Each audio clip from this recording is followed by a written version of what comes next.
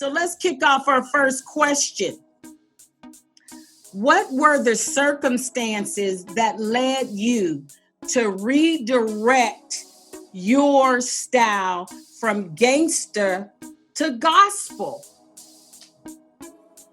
In a nutshell, I mean, the biggest thing of it all is just hearing God calling. I'm following my calling. God convicted me to transform, to transition over. But it's all a part of maturity, just being a real man, growing as a Right. man. You know what I'm saying? The older you get, the wiser you become. So I just recognize that gangster life, that thug life ain't what it do no more. It's getting everybody killed. It's sending people to jail. It's getting people addicted to drugs and alcohol. And the media promoting it like it's cool. If you do anything negative, speak negative, all of that, they promoting it like it's cool, and really it ain't cool. So I was kind of like, I'm happy I made it to the other side. So now all I'm trying to do is be a positive light and get some other brothers and sisters to come on with me. I'm leading souls to salvation the best way I can and letting Jesus do the rest. That's it. Perfect answer with that one. So, how did the Cleveland World Church that you joined in 2011 change your perspective as an artist?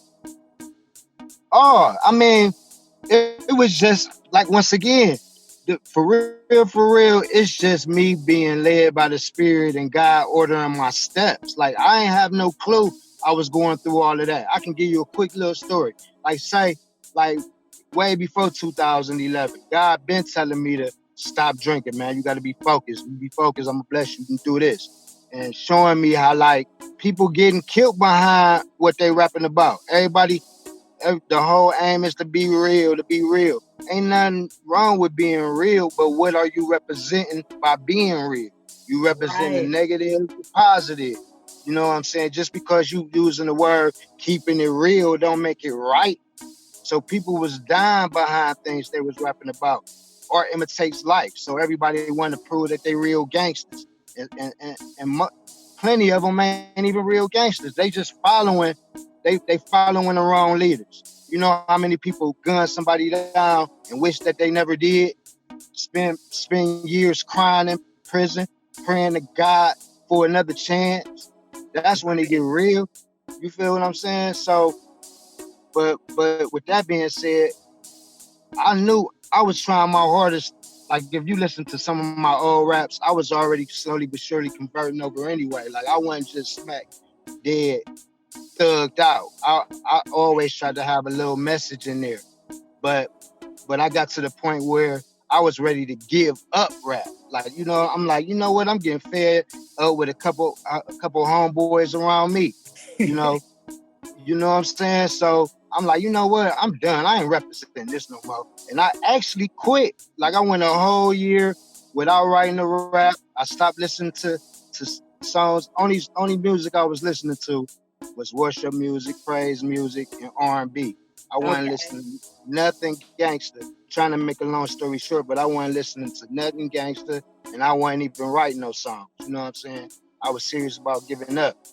But God Right. kept on giving me ideas like, no, you ain't gonna quit. You about to use your true talents and gift for me. But I still wasn't hearing him. Like, man, I'm done with the rap. I'm done.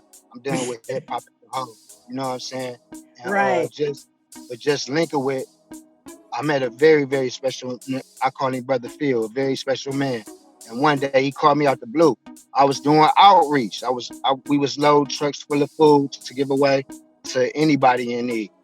And one night after we was done loading, parking the trucks and everything, I was leaving. He called me back. True story. Like, Kindu, man, he was like, God asked me to tell you. I mean, he told me to ask you, what is it that you want to do with your life? Like, what do you think your calling is? And I was like, man, this story is amazing. I hope y'all got time because I don't know how to make it that short because it's real. You know what I'm saying? This Right. one, this Somebody one needs to guy. hear it. Hey, look, this one gentleman. I love him like a brother. I was just being honest at the time. Like, man, I used to think I was gonna be a star, man. He was like, I'm like, man, I was real heavy into rap. rap. I've been doing it all through junior high, high school, all that. I just thought I was gonna be a star, but I ain't cool on what I'm representing, so I gave it up. I'm like, I'm trying to figure out a way to get in barber college right now, and maybe, I think I'll go that route. That way, if I'm cutting hair, I can be a positive light to the brothers I cut. So he was Right. like, this. His exact words was like, oh no, no, God don't want you to give. He was like, don't give the rap up. He was like, you ain't hit the Christian rap. I'm like, no. And he was like, I know some brothers personally that do that, that can show you how to, do that. And he called my brother to this day. His name Chris. He called his rap name Better Off. But he called him right on the spot and was telling him what I told him. Boom, me and Chris hit it off like that. Within a couple of days later, we was in the studio and I was doing my first Christian rap in there. Christian You know rap. what I'm saying? Shout out. You know what I'm saying? So once Right. I seen, once I got the feel of it, like, hold on, this ain't that bad. I wasn't cussing. I'm around other these true brothers, street brothers I'm around that's representing Right. God. So once I saw that, that's like all I needed to see. You know what I'm saying? Yes. I hit the ground running ever since. I've been growing in it. Like it ain't come easy. God still had to do some tweaking on me because I'm still drinking. I'm still cussing. I still got a lot of that street mentality in me. I'm just transforming it over to a positive feel now, letting Right. God lead the way. So over Right. them years, like how I put in the story, like man, I became a set apart soldier in 2011.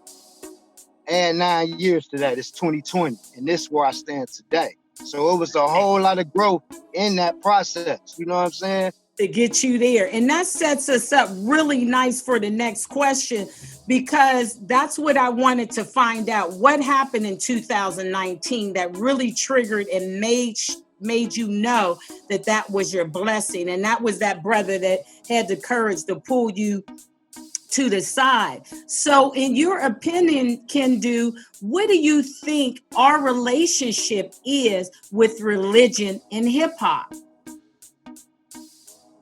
It depends on the person. I mean, my relationship with religion and hip hop right now is to continue to use that same what motto, keep it real, right? So I'm keeping it real for who I believe God is calling me to be. So he showed me a better light. So I'm doing my best to speak positive, walk positive, do positive things, give people great advice that won't get them shot up and killed, won't Right, send them to prison for the rest of their life. You know what I'm saying? I'm not rooting on immaturity. I'm not promoting violence and all of that no more. Acting like it's cool. Cause it ain't cool. Just take a look around you. Look around your community. You know what I'm saying? Don't add to the problem. Add to the solution.